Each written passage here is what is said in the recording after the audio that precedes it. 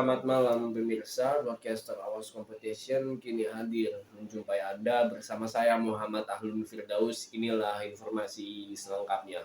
Refleksi sejarah di Indonesia dan dunia. Jurnalisme memiliki peran penting dalam demokrasi sebagai pengawas kekuasaan dan penyampaian informasi yang akurat kepada publik.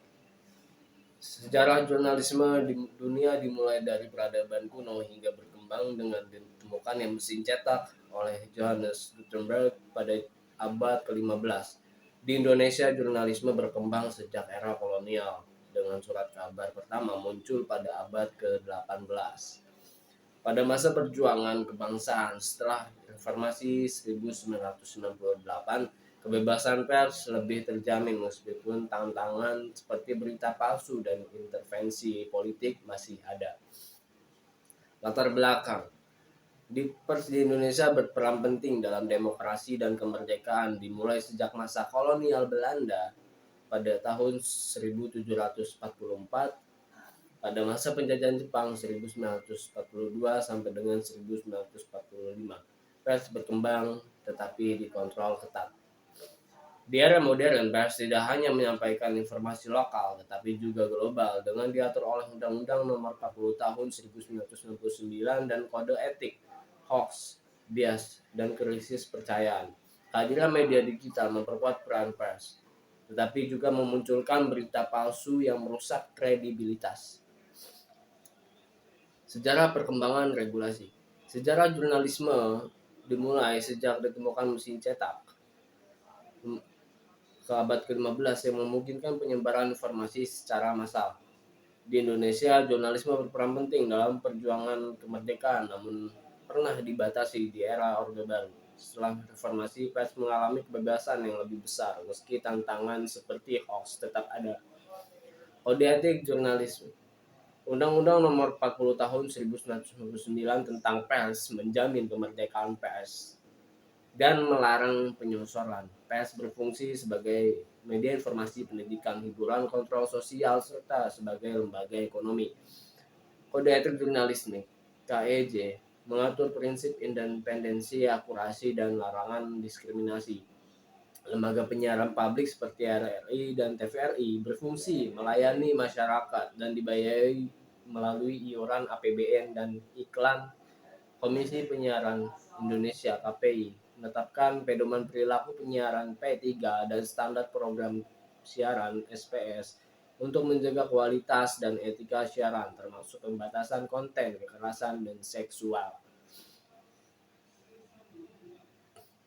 Dan dunia dalam penerapan regulasi dan kode etik.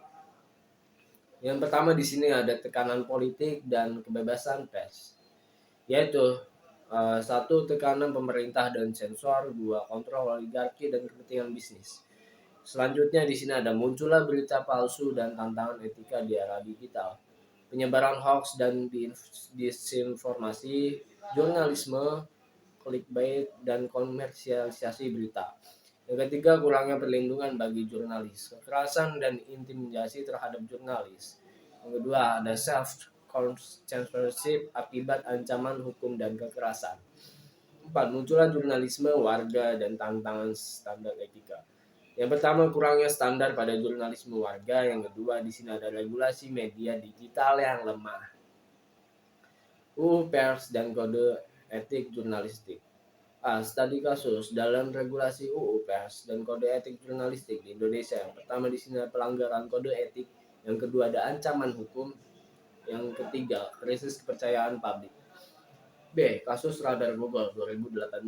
Penggunaan UU ITE untuk mengkriminalisasi jurnalis. Pada tahun 2018, Radar Bogor, sebuah surat kabar lokal, menjadi target protes keras dan tuntunan hukum setelah menerbitkan artikel yang mengkritik Ketua Umum Partai Demokrasi Indonesia Perjuangan, yaitu PDIP, Megawati Soekarnoputri. Artikel tersebut memicu kemarahan pendukung PDIP yang kemudian menggunakan Undang-Undang Informasi dan Transaksi Elektronik (UU ITE) untuk menuntut Radar Bogor atas pencemaran nama baik. C. Kasus Metro TV dan Kode Etik Jurnalistik 2019. Pelanggaran objektivitas. Pada tahun 2019, stasiun televisi Metro TV mendapat setoran terkait pelanggaran kode etik jurnalistik ketika meliput kampanye politik pada pemilu presiden 2019 yang lalu. Metro TV dinilai tidak netral dan lebih condong memberikan liputan positif terhadap salah satu kandidat. Hal ini menimbulkan kritik luas dari publik organisasi profesi jurnalis, mengingat pasal 1 Kode Etik Jurnalistik mengharuskan jurnalis untuk bersikap independen, menghasilkan berita yang akurat, berimbang, dan tidak bertikat buruk. Kesimpulan, di era digital, jurnalisme menghadapi tantangan baru seperti penyebaran hoaks, tekanan politik, dan komersialisasi berita. Selain itu, jurnalisme warga yang berkembang melalui media menimbulkan masalah dalam menjaga standar etika. Oleh karena itu, regulasi dan kode etik harus tetap diperkuat untuk menjaga kualitas informasi yang disampaikan kepada publik. Baik, pemirsa, sekaligus informasi penutup, saya Muhammad Alwi Firdaus beserta rekan saya yang sedang bekerja pamit mengundurkan diri. Wassalamualaikum warahmatullahi wabarakatuh.